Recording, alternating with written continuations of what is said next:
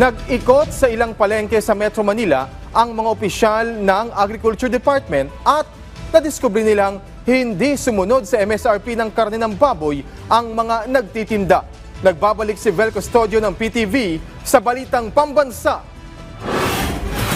Patuloy ang pag-iikot ng Department of Agriculture sa mga palengke sa Metro Manila upang siguraduhin na tamang ipinapataw na presyo sa mga pangunahing bilihin at sumusunod sa maximum suggested retail price ang mga retailers ng lokal na karning baboy. Nadiskubre sa isinagawang monitoring ang ilang mga pwesto sa palengke na hindi sumusunod sa pork MSRP dahil nananatiling na sa 250 hanggang 255 pesos ang farm gate price, taliwas na napagkasunduan na 230 pesos lang dapat.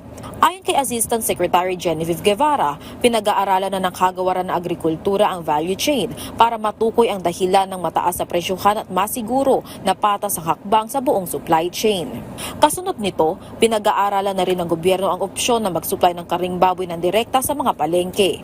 Hinihikayat naman ng DA ang mga consumer na i-report ang mga overpricing o nang-aabuso sa presyo. Ang patuloy na market monitoring ng DA ay alinsunod sa layunin ni Pangulong Ferdinand R. Marcos Jr. na gawing abot kaya ang presyo ng mga pangunahing bilihin para sa food security.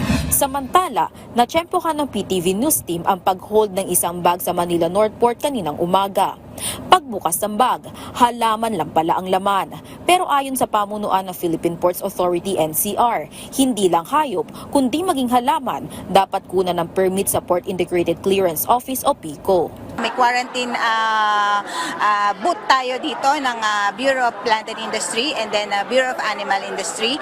So kailangan po dadaan muna sa kanila to secure yung necessary permit para pumadala nila yung halaman nila or yung pets nila. Maaari rin kumuha ng permit online. So, provided yung website ng Bureau of Plant and Industry, ganun din yung sa Bureau of Animal Industry.